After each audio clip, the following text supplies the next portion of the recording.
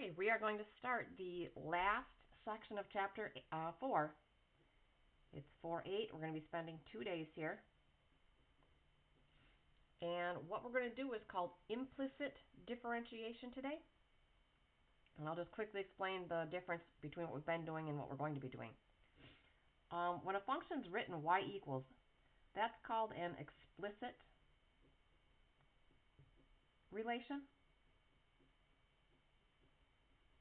It's just y equals any old function that, here's a quadratic, where y is given as a function of x. An implicit relation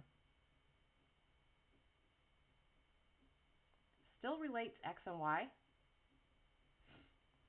but it's not solved for y. Maybe like the equation of a circle. X squared plus y squared equals 25. That's your equation for a circle centered at the origin, radius 5. But this is called an implicit relation because it's not solved for y equals. So what we're going to do is learn how to do the derivative of an implicit relation.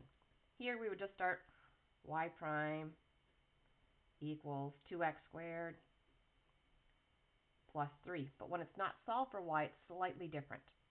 So this is called implicit differentiation, and it's a 3-step process. So your implicit differentiation rules. So your first step is you just differentiate from left to right, and you differentiate x terms normally, just like you have been all year. When you come across a y term, you're going to differentiate y terms with your differentiation rules. So differentiate y terms normally. And this is the important part, multiply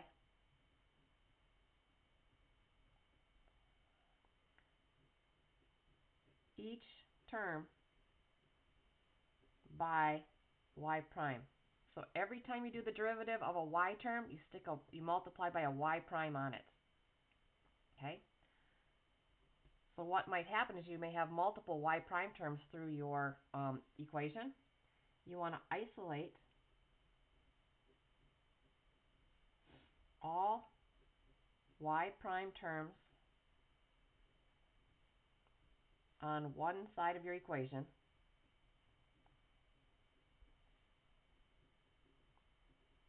and then solve for y prime by factoring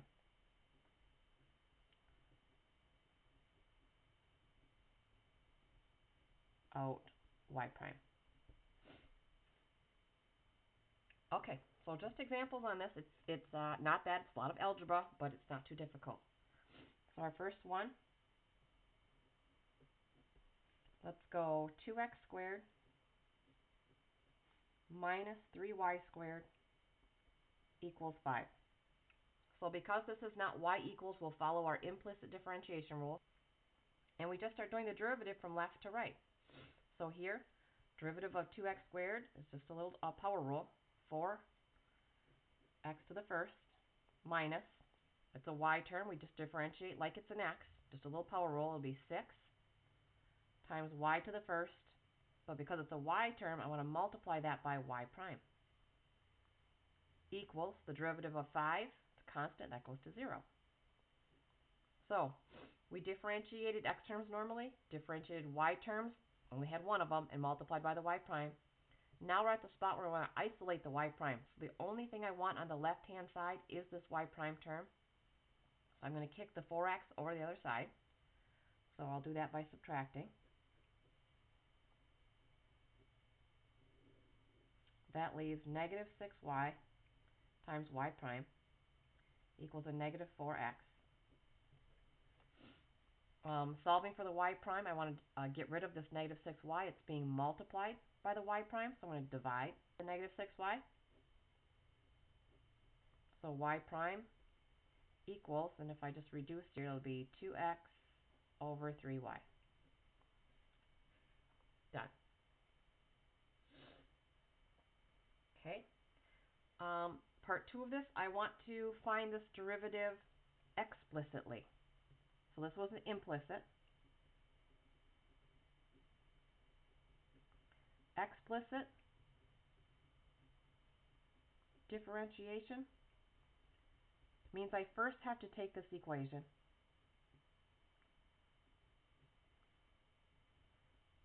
and then solve it for y before I do the derivative. So solving for y means I'll kick this negative 2x squared to the other side by subtracting. So negative 3y squared equals 5 minus 2x squared. Then I need to get rid of the negative, so I'll divide by negative 3. Just to save myself a little bit of headache, I'm going to divide each term by negative 3. So y squared equals negative 5/3 plus, because of the negative and the negative, plus 2/3 x squared. And then I will take that to get this down to the first power. I got to take the square root on both sides, or I can just raise to the 1/2 power, since that's going to be easier to do derivative with. So now I've got y equals negative 5/3 plus 2/3 x to the 1/2.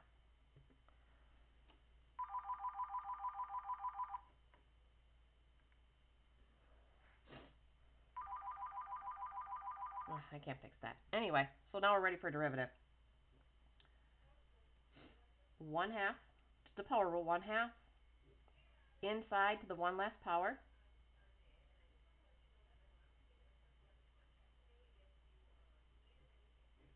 So we're going to go to the 1 less power. And then the inside derivative. Constant goes to 0. That goes to 2/3. So then simplifying, I can bring this 2/3 to the front, multiply it by the 1/2.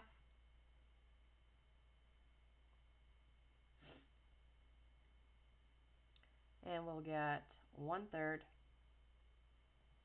times negative 5/3 plus 2/3 x to the negative 1/2 power.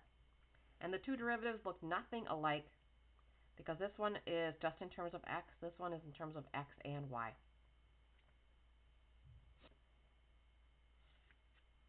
Okay, we're not going to do them two ways on all of these.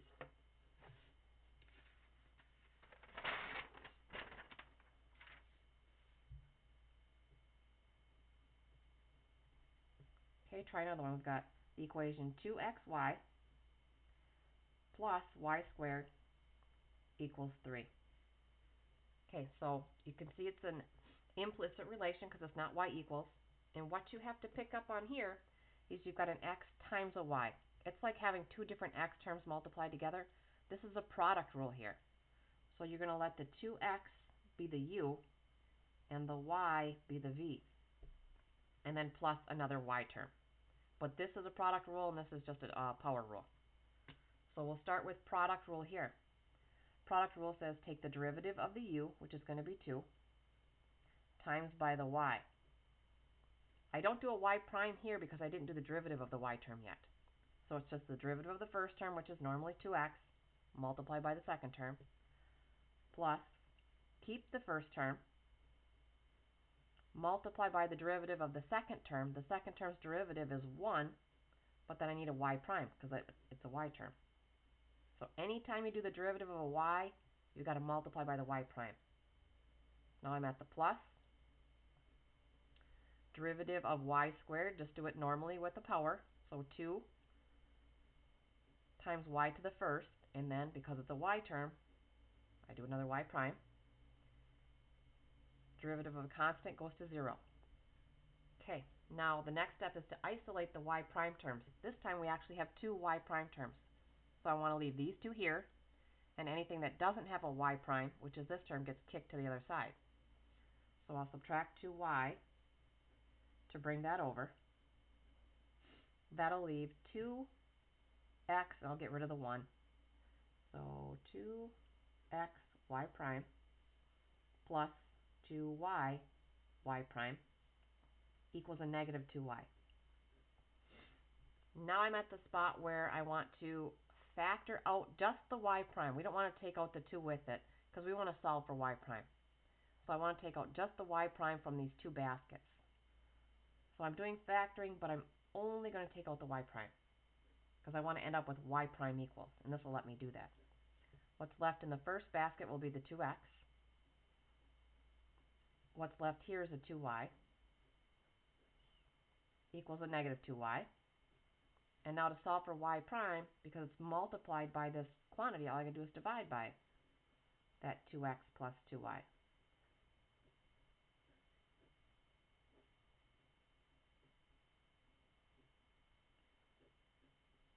So y prime equals a negative 2y, 2x plus 2y. Parentheses aren't needed.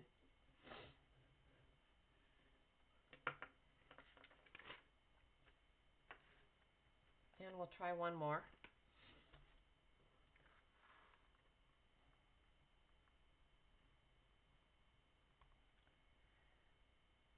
Let's go x cubed y to the fifth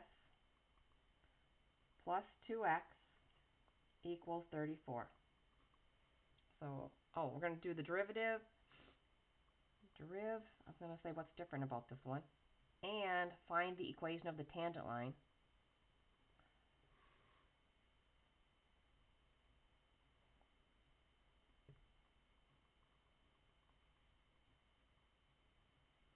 At the point 1, 2. Okay, so we'll go through derivative. Again, you should be picking up on the fact that you have to do a product rule to do this derivative. You don't just get to do the derivative of the x cubed times the derivative of the y to the fifth. Anytime you have two variables multiplied together, whether it be two x's or an x and a y, that's your product rule. So, starting product rule, derivative of the u is 3x squared times the y to the fifth plus, keeping the first term the same, multiplying by the derivative of the second part, which is a y term. That'll be 5 y to the fourth times that y prime. Moving on, plus derivative of 2x is a 2. Derivative of 34 is 0. So this time there's only the one y prime term. I want to kick this term over and this term over, and I'll do that by subtracting both of them.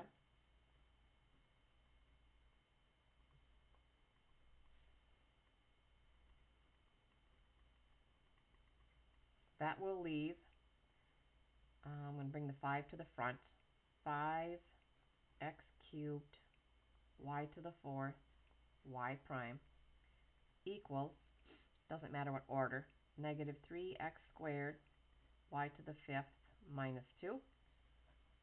Solving for the y prime, I want to get rid of this big chunk that's multiplied by the y prime, so I'm going to divide by that big chunk, the 5x cubed y to the fourth. Divide by the 5x cubed y to the fourth. Negative 3x squared y to the fifth minus 2 all over the 5x cubed y to the fourth. It might be very tempting to start canceling x's and y's here, but remember this term is holding hands with this negative 2, and I'm not allowed to take from just one hand. It's got to come from both. So no canceling here whatsoever. So there's our derivative.